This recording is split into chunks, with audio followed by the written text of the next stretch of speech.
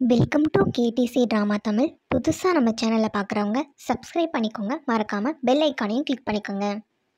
இன்றைக்கி நாம் ஏற்கனவே பார்த்துட்டு இருந்த மெலோ ட்ராமாவான அவர் மூவியோட 2வது எபிசோட் தான் பார்க்க போகிறோம். போன எபிசோடில் தியா ஜெகன் கிட்ட தான் தான் நீங்கள் கேட்ட கன்சல்டன்ட் டெர்மினல் பேஷண்ட், என் பேர் தியா அப்படின்ற மாதிரி இன்ட்ரோ ஆகியிருப்பாங்க. அது வரைக்கும் தான் பார்த்துருந்துருப்போம். இப்போ தியாவோட ஃப்ளாஷ்பேக்கை தான் காட்டுறாங்க. ஆக்சுவலி தியா முன்னாடி ஒரு ஆக்ட்ரஸ் தான் இருந்திருப்பாங்க. அவங்க ஒரு தடவை ஃபிலிம் ஷூட் பண்ணிகிட்டு இருக்கும்போது திடீர்னு உடம்பு முடியாமல் போய் ஹாஸ்பிட்டல் அட்மிட் ஆகியிருப்பாங்க. ஏன்னா தியாவுக்கு ஆல்ரெடி ருமாட்டிசம் இருந்திருக்கும். தியா ரொம்ப சின்ன வயசாக இருக்கும்போது அவளோட அம்மா அப்பா கூட ரொம்ப சந்தோஷமாக தான் இருந்துகிட்டு இருந்திருப்பாங்க. அவங்க அப்பாவும் அம்மாவும் அவங்கள ரொம்ப கேர் பண்ணி பார்த்துட்டு இருந்திருப்பாங்க. அப்படியே ஒரு நாள் அவளோட அம்மாவுக்கு ரொம்ப முடியாமல் போய் ஹாஸ்பிட்டல் அட்மிட் பண்ணியிருப்பாங்க. என்னடான்னு செக் பண்ணி பார்க்கும்போது தான் தியாவோட அம்மாவுக்கு தியாவுக்கு இருக்க மாதிரி ருமாட்டிசம் இருந்திருக்கு அப்படின்றது தெரிய வந்திருக்கும். சொல்லப்போனால் தியாவுக்கு அவங்க அம்மா கிட்ட இருந்து தான் அந்த நோயே வந்திருக்குன்னு கூட சொல்லலாம். இப்படி ஒரு நோய் சிவியராக இருக்குது அப்படின்னு தெரிஞ்சதுக்கப்புறமும் தியாவோட அம்மா அவளை ரொம்ப நல்லா டேக் கேர் பண்ணி பார்த்துருப்பாங்க. ஒரு நாள் அவங்களுக்கு ரொம்ப முடியாமல் போயிருக்கும். அப்போ தான் தியா கிட்ட தனக்கு இப்படி ஒரு நோய் இருக்குது அப்படின்றதையே சொல்லியிருப்பாங்க. அப்படியே கொஞ்ச நாள் ஹாஸ்பிட்டல்லே அம்மா கூட தியா தன்னோட டைம்களை ஸ்பெண்ட் பண்ணுறாங்க. போக போக அவங்க அம்மாவோட உடல்நிலை ரொம்ப மோசமாக்கி தான் பொண்ணு கூட பேசிகிட்டு இருக்கும்போதே அவங்க இறந்து போயிடுறாங்க. அதுக்கப்புறம் அவங்களுக்கு ஃபியூனரல் அரேஞ்ச் பண்ணியிருப்பாங்க. அப்போ தான் தியாவோட அப்பா ஒரு முடிவு பண்ணுவார். இப்போ நம்ம ஒய்ஃபுக்கு இப்படி ஒரு நோய் இருக்குது அப்படின்றப்ப நம்ம பொண்ணுக்கு இருக்கிறதுக்கு வாய்ப்பு இருக்குது, இருக்கக்கூடாதான், ஒருவேளை இருந்தால் என்ன பண்ணுறது, நம்ம போய் செக் பண்ணி பார்த்துக்கலாம் அப்படின்னு முடிவு பண்ணிவிட்டு தியாவை கூப்பிட்டு போய் செக் பண்ணுவாங்க. அப்படி செக் பண்ணி பார்க்கும்போது அவர் என்ன சந்தேகப்பட்டாதோ அது கரெக்டாக இருக்கும். தியாவுக்கு இந்த நோய் இருக்குது அப்படின்றத கண்டுபிடிச்சிருப்பார். இப்போ தியாவுக்கு இப்படி இருக்குன்றதை கண்டுபிடிச்சதுனால அவர் ஸ்டார்டிங்லேருந்தே ட்ரீட்மெண்ட் பண்ண ஆரம்பிச்சிருப்பார். ஏன்னா தியாவோட அப்பா ஒரு டாக்டராக வேலை பார்த்துருப்பாரு. அதனால் அவருக்கு இந்த விஷயங்கள்லாம் தெரியும்ல. அதனால் அப்பையிலேருந்தே ட்ரீட்மெண்ட் கொடுக்க ஆரம்பிச்சிருப்பார். அது மட்டும் இல்லாமல் தியா ரொம்ப நல்லா கேர் பண்ணி ரொம்ப பேம்பர் பண்ணி பார்த்துட்ருப்பாங்க. கொஞ்சம் கொஞ்சமாக தியா பெரிய பொண்ணாக வரா. அவளுக்கு சின்ன வயசுலேருந்தே ஆக்டர் ஆகணும்னு ஆசை. அவள் ரொம்ப நல்லா நடிக்கவும் செய்வாள். இப்போ ஒரு கதைன்னு எடுத்துக்கிட்டோம் அப்படின்னா அதில் தன்னோட கதாபாத்திரத்தை அப்படியே உள்வாங்கி ஆத்மாத்மாவாக நடிப்பாள். அவ்வளோ சூப்பராக நடிக்கிறனால அவளோட ஃப்ரெண்ட்ஸு, டீச்சர்ஸ் எல்லாமே ரொம்ப என்கரேஜ் பண்ணுவாங்க. நீ போய் ஆக்டிங் பண்ணு அப்படின்ற மாதிரி சப்போர்ட் பண்ணுவாங்க. இப்படி அவங்கள என்கரேஜ் பண்ணதுனால அவள் போய் ஒரு தேட்டர் ட்ரூப்லேயும் ஜாயின் பண்ணுவாள். ஜாயின் பண்ணி அதையும் ரொம்ப சூப்பராகவே பண்ணிகிட்டு இருப்பாள். இப்படியே போயிட்டு இருக்கும்போது ஒரு டைம் தியாவுக்கு ஃபிலிமில் நடிக்கிறதுக்கான சான்ஸ் கிடைக்கும். மெயின் கேரக்டர்னா இல்லை, சைட் கேரக்டராக தான். அப்படி சப்போர்ட்டிங் கேரக்டர் அவள் நடிச்சிட்டு இருக்கும்போது திடீர்னு உடம்பு முடியாமல் போய் ஹாஸ்பிட்டல் அட்மிட் பண்ணியிருப்பாங்க. அதுக்கப்புறம் தியாவோட அப்பா என்ன சொல்லியிருப்பாங்கன்னா, நீ ரொம்ப ஸ்ட்ரெஸ் ஆகுற, அதனால தான் உனக்கு உடம்பு முடியாமல் போகுது, அதனால் இனிமேல் நீ நடிக்க போவேனா, நான் உன்னை நடிக்கிறதுக்கு அலோவ் பண்ண மாட்டேன் அப்படின்ற மாதிரி சொல்லிவிட்டு நடிக்கக்கூடாதுன்னு பேன் பண்ணியிருப்பார். அப்போலேருந்து தியா என்ன பண்ணுவாங்க அப்படின்னா ஒரு கேமரா வச்சுட்டு தன்னை ஷூட் பண்ணிக்கிட்டு வீடியோ எடுத்துகிட்டு பார்த்து ரசிச்சுட்டு இருப்பாங்க.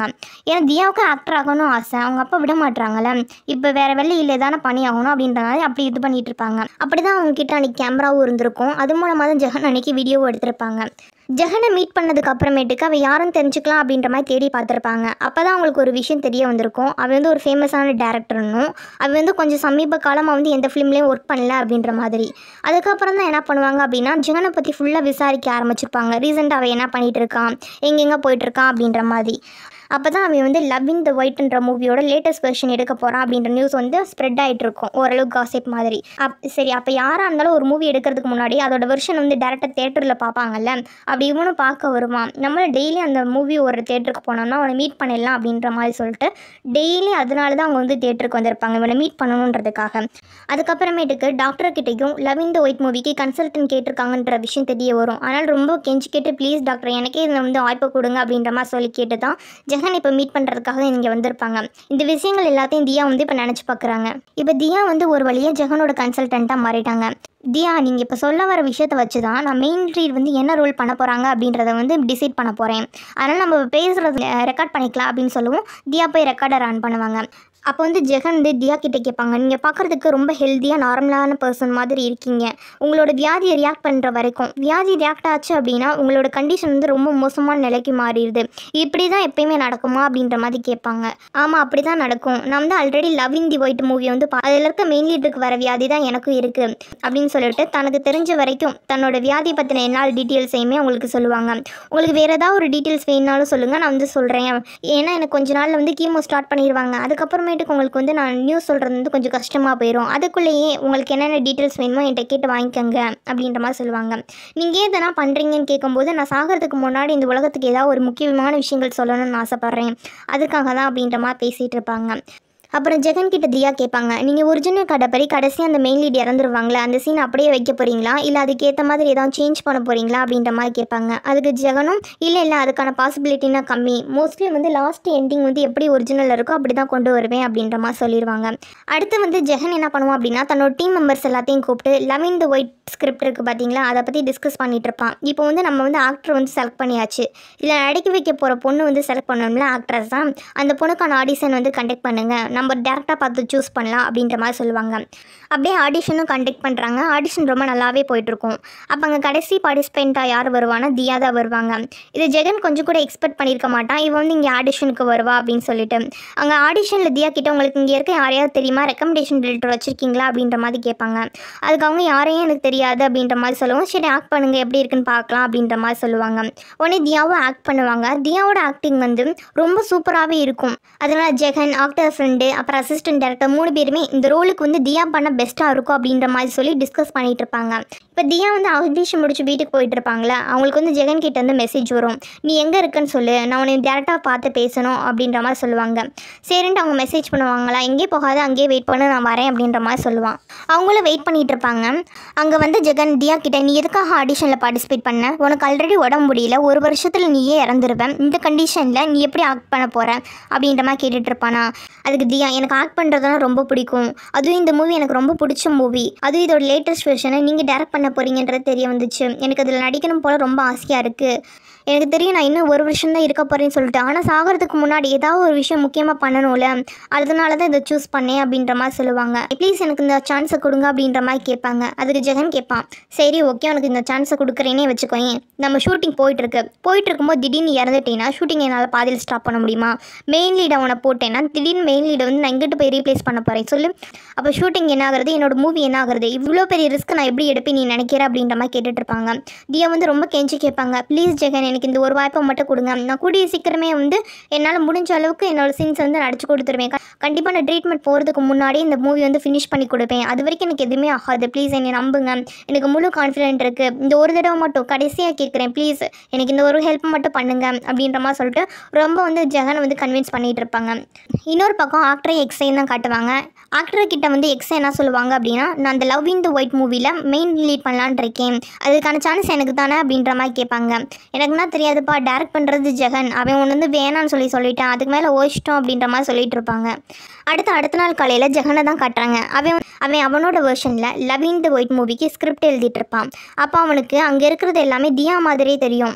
அப்புறம் தான் அது வந்து தியா இல்லை வேற யாரோ அப்படின்ற மாதிரி சொல்லும். இப்போனா அவன் எங்கே போனாலும் சரி தியா இருக்க மாதிரியே இல்யூஷன் வந்து ஸ்டார்ட் ஆகுமா, சரி நம்ம இங்கேக்குள்ளே இருக்க வேணாம், போய் காஃபி ஷாப்லையாவது இருக்கலாம் அப்படின்னு சொல்லிட்டு காஃபி ஷாப் போவான். அங்கே அவனுக்கு வந்து தியா இருக்க மாதிரியே தோணும். ஆக்சுவலி இவன் கதை எழுதுறது பூரா தியாவை மெயின் லீடாக வச்சு தானே எழுதிட்டு இருக்கான். அப்படின்றப்ப தியாவை தான் அங்கே ஃபுல்லாக இருக்கிற மாதிரி அவன் கண்ணுக்கு தோணிட்டு இருக்கும். அப்போ அங்கே வந்து அசிஸ்டன்ட் டேரக்டர் பொண்ணு வருவாங்க. ஸ்கிரிப்ட் பற்றி வந்து மெயின் கேரக்டர் வந்து ரொம்ப போரிங் பர்சனாக இருக்கான், அதனால கதையில் அவனோட கேர்ள் ஃப்ரெண்டு காப்பாற்றுறது மட்டும் இல்லாமல் ஏதாவது புதுசாக ஏதாவது பண்ண வைக்கலாம்ல, அப்படி பண்ணோம்னா நல்லா இருக்கும்ல அப்படின்ற மாதிரி ஐடியா கொடுப்பாங்க.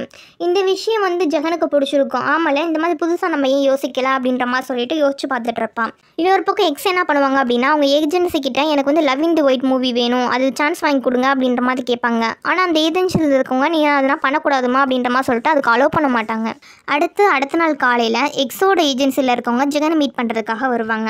அவளுக்கு மெயின் லீட் கொடு அப்படின்ற மாதிரி கேட்டுட்டு இருப்பாங்களா. அதுக்கு ஜெகன் என்ன சொல்லிடுவானா, இந்த கேரக்டர் அவளுக்கு செட் ஆகாது, நான் கடையில் நிறைய சேஞ்சஸ் பண்ணியிருக்கேன், அதனால் அவளுக்கு வந்து இந்த கேரக்டர் வந்து சூட் ஆகாது, நான் வேணால் சப்போர்ட்டிங் கேரக்டர் இல்லை சைட் கேரக்டர் வேணால் அவளுக்கு தரவா அப்படின்ற மாதிரி கேட்பான். ஆனால் அதுக்கு ஏஜென்சியில் இருக்கவங்க நீ மெயின் லீடு கொடுத்தா கூட இல்லாட்டி எங்களுக்கு வேணாம் அப்படின்ற மாதிரி சொல்லிட்டு போவாங்க.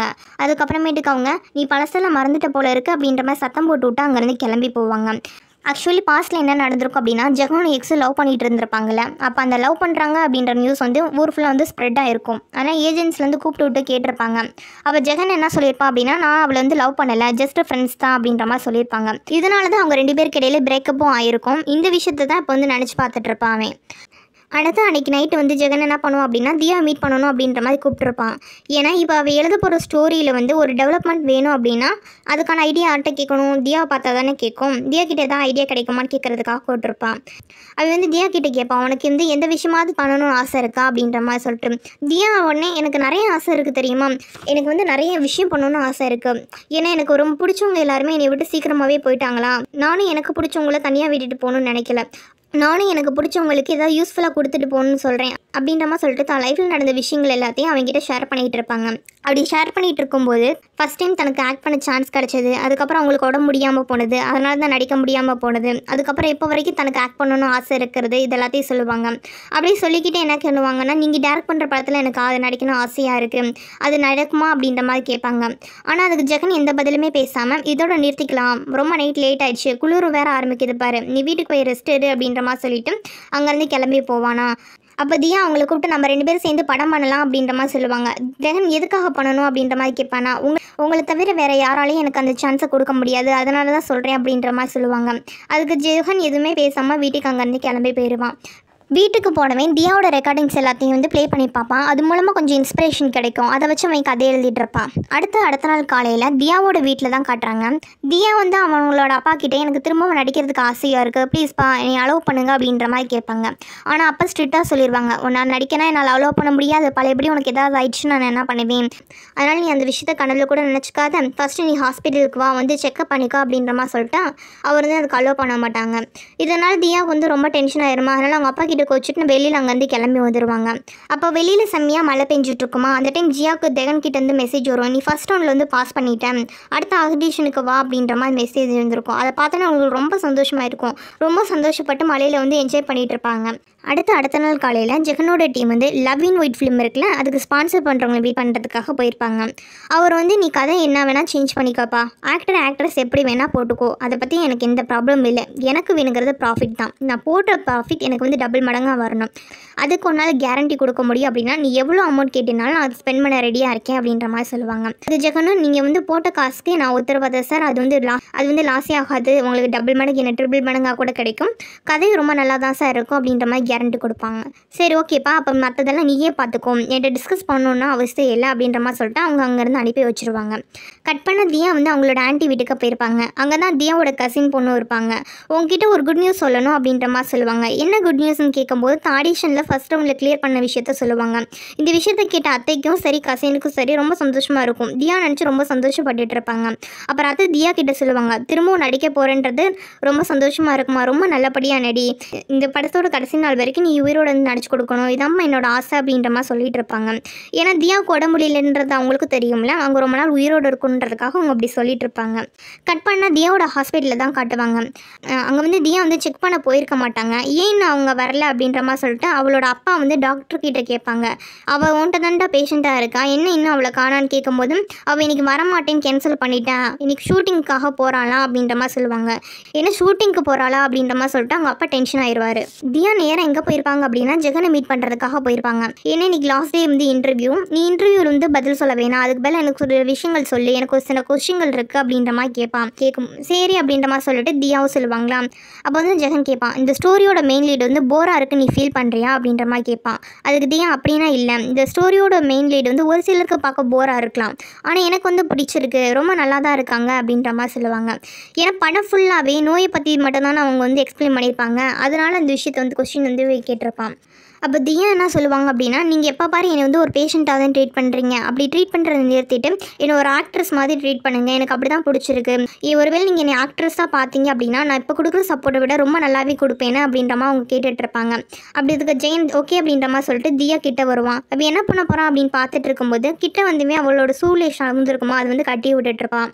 சூலேஸ் கட்டி முடிச்சதும் தியா கிட்ட ஜெகன், உனக்கு படத்தில் நடிக்கிறதுக்கான சான்ஸை நான் தரேன், ஆனால் அதுக்கு ஒரே ஒரு கண்டிஷன் மட்டும் இருக்குது, நீ படம் முடிகிற வரைக்கும் சாக மாட்டேன், உயிரோட தான் இருப்பேன் அப்படின்றதுக்கான கேரண்டி உன்னால் எனக்கு கொடுக்க முடியும்னா சொல்லு, இந்த படத்தில் உனக்கான சான்ஸ் நான் தரேன் அப்படின்ற மாதிரி சொல்லுவான்.